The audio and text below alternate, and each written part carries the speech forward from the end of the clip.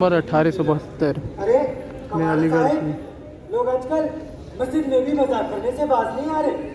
अरे मियाँ, जब सैयद अहमद खान जैसा दहरिया मस्जिद में आएगा तो यही होगा। सही कह रहे हैं। अरे अरे भाई, ये क्या कर रहे हो?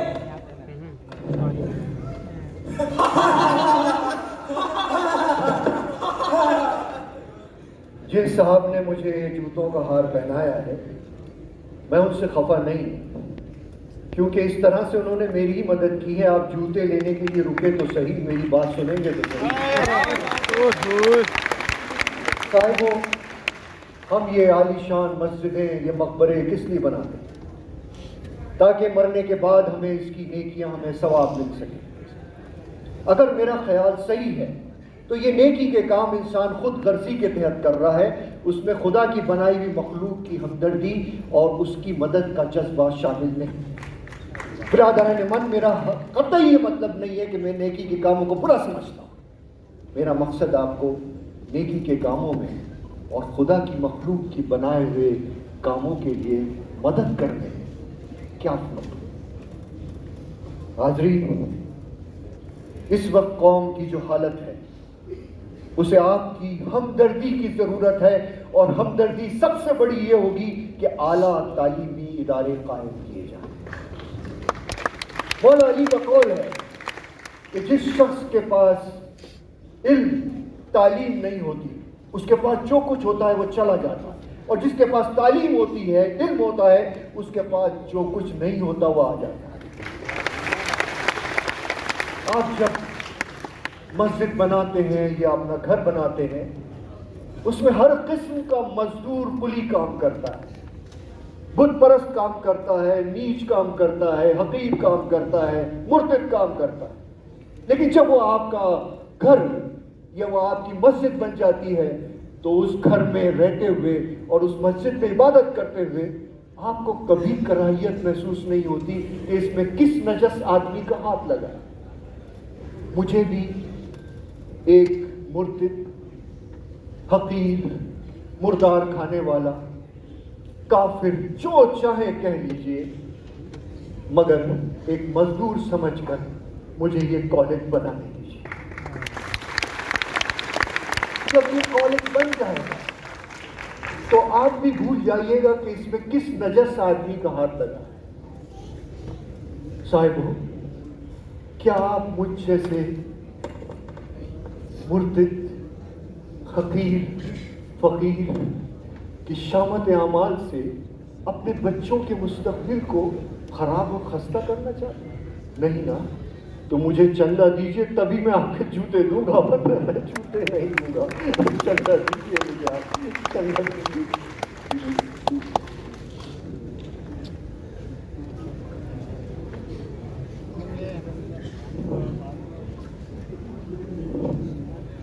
सर सैयद आले रहमा ने पहले अपने दोस्तों से मदरसतुल उलूम कायम करने के लिए चंदा जमा किया, और जब दोस्त चंदा देते देते थक गए तो सर सैयद गले में झोली डालकर दर बदर भी मांगने के लिए निकल गए। सर सैयद आले रहमा की चंदा मांगने की मुहिम का एक अहम वाक़या। सर सैयद ने बनारस के घर की कुंडी भरी दोपहर में खटखटा दी। बड़ी कैसे बुआ को नींद आई। रामू, ए रामू, देख तो कौन है?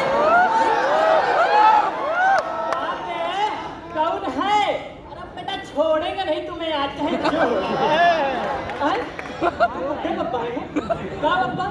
चाहे भरी दोपहरिया में कुंडी खटखटाया रे। इतने मुश्किल से मलकिन बबुआ को सलावत रही, लेकिन निधर तो पूरा होशियार कर दिया। अब वो सामने को सोएगा, रात होते ही दिन से उठ बैठेगा। मालकिन और मालिक की पूरी रात होएगा। अरे भैया, इस बबुआ के जगने के चक्कर में 4 बरस से कहीं बबुआ लिए बैठा। ये बात ही बढ़कर नहीं दे पा रही है भाई। अरे जाओ जाओ बब्बा, कहाँ आ गए? हमरे मलकिन का गुस्सा से हमरे साहिब भी बहुत डरते हैं। और ये बताओ, मलकिन बहुत कंजूस है। 4 बरस से बस खाना पे जिंदा रखी है, 2 दिन दिला नहीं पा रही है। जाओ जाओ पतली गली से निकल लो। हम कुछ लिए बगैर नहीं जाते बाबा।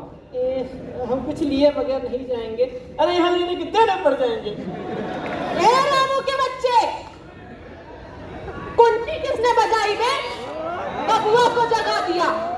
अरे मलकिन ये दोनों बूढ़े बाबा है, कुछ मांग रहे लेकिन मांगने वाले नहीं लगते। हाँ देखिए, हम एक कॉलेज बना रहे हैं जो कि एक आला तालीमी इदारा होगा। जब आपका बच्चा बड़ा होगा तो उसकी इल्म बेदारी के लिए एक मुनासिब जगह होगी। अच्छा रामू, तू कहाँ मर गया था बे? दरवाजा काहे खुला था? अरे मलकिन हम आपकी टूटी जूती उठाने गए थे। इसी टूटी को उठा और इसे मार।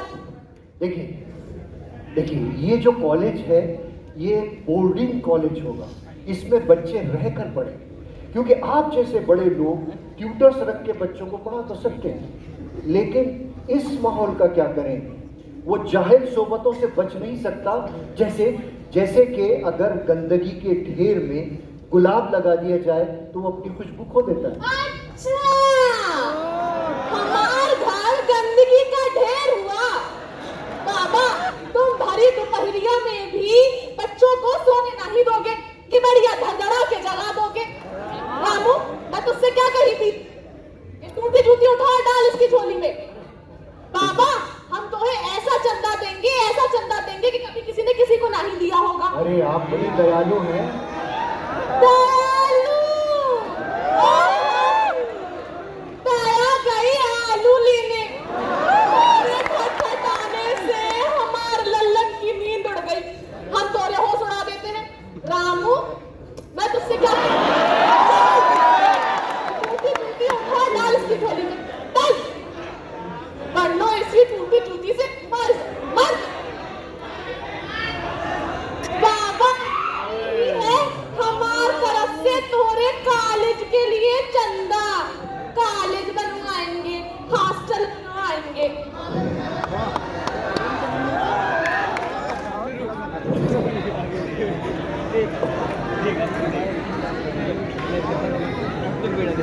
सर सैयद आले रहमत की चंदा मांगने की मुहिम का एक अहम वाकया ये भी है कि सर सैयद नवाब रामपुर से चंदा मांगने पहुंचे। इतना तकाजा किया कि नवाब रामपुर ने चिल्ला कर ये कह दिया कि मैं आपको 1 रुपया तक नहीं दूंगा। सर सैयद को भी जिद सवार हो गई। उन्होंने नवाब रामपुर से कहा कि मैं आपसे चंदा लेकर आऊँगा। नवाब रामपुर का मामूल था कि वो जुमे की नमाज के बाद रामपुर की जामा मस्जिद के बाहर बैठे हुए फ़कीरों में सदक़े की कन्नियाँ, दुकन्नियाँ और चवन्नियाँ तकसीम करवाते थे। सर सैयद ने भी इन फ़कीरों की कतार में बैठकर 1 रुपया हासिल कर लिया और रसीद नवाब रामपुर को दी। नवाब साहब ने जिद होकर 10,000 रुपये की खती रकम चंदे में दी, जिससे मौजूदा सर सैयद हॉल, साउथ और डाइनिंग हॉल और ईस्ट हॉस्टल की इमारत तामीर हुई। सर सैयद को कॉलेज के लिए चंदा मांगने में कोई आर न थी, तवाइफों से भी नहीं।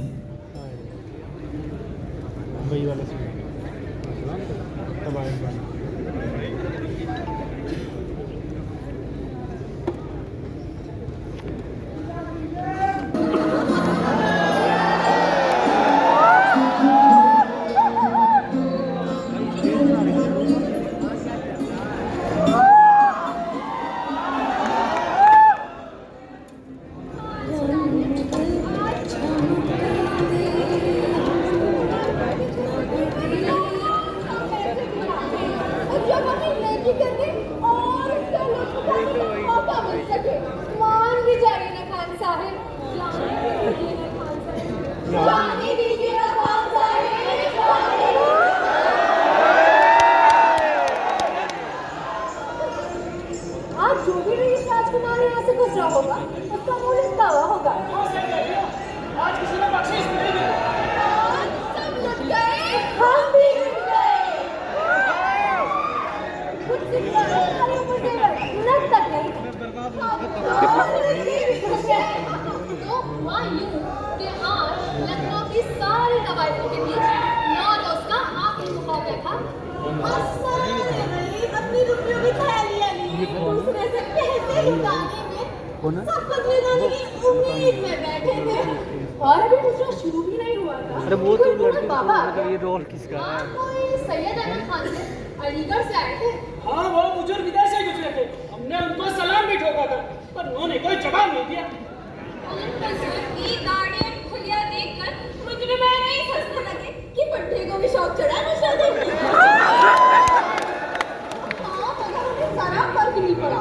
वो अपनी जगह से उठे और बोलने लगे, साहिबो, पैदा करने वाले परवरदिगार ने आपको खूब नवाजा है। बंदा परवर अपना नजरे करम जराए औरतों से हटाकर इस बूढ़े पर भी कर।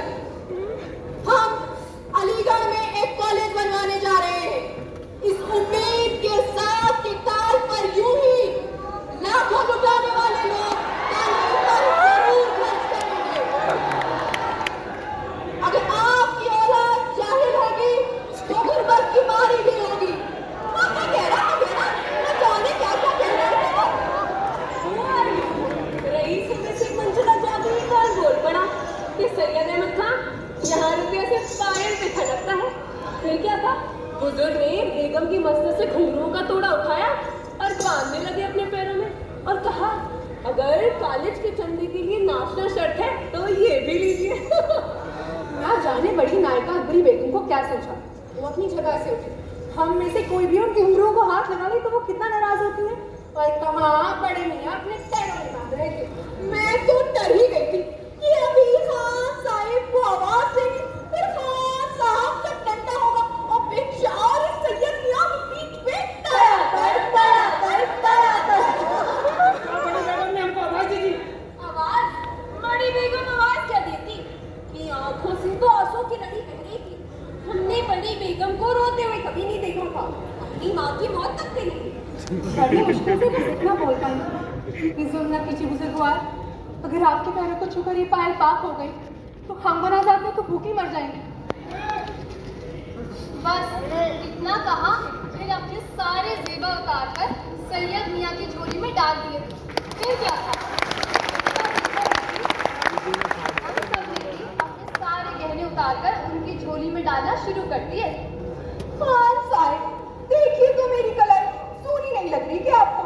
मेरी सोने की चूड़ियां डाल दी उनकी झोली में। देखिए उसकी नाक सोनी नहीं लग रही, हीरे वाली नथ डाल दी उनकी झोली में। फिर क्या था, हमारा देखा देखी शर्मा शर्मी में इन रईसों को भी अपनी जेबें खाली करनी पड़ गई। अब मुझे याद नहीं हुआ, सब रूठे ही गए। इसीलिए आज सारे रईसों की चूड़ियां लटकी हुई थी। मगर कसम से उस बूढ़े की झोली में मुझे अपने जेवर डालते वक्त इतना सुकून महसूस हुआ, इतना सुकून महसूस हुआ। खान साहिब, ऐसी कैफियत थी कि मैं बयां नहीं कर सकती। सर सैयद अहमद खान को ये बड़ी बेगम ने मुझे चौंका देना। जरा खुद ही आवाज आने लगी, अभी देख।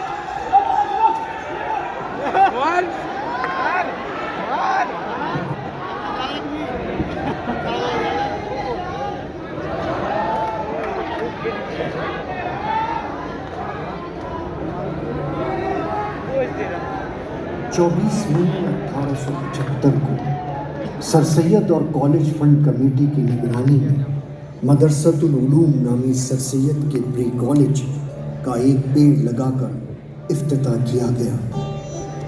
1 जुलाई 1875 को लेफ्टिनेंट गवर्नर विलियम म्योर और हैदराबाद के नवाब सालार जंग मदरसतुल उलूम के पहले विजिटर बनाए गए। 6 दिसंबर 1875 को पटियाला के महाराजा महेंद्र सिंह ने कॉलेज फंड कमेटी की दरख्वास्त पर और 13,000 रुपये नकद और 1,800 रुपये सालाना का वजीफा कॉलेज के लिए मुकर्रर किया।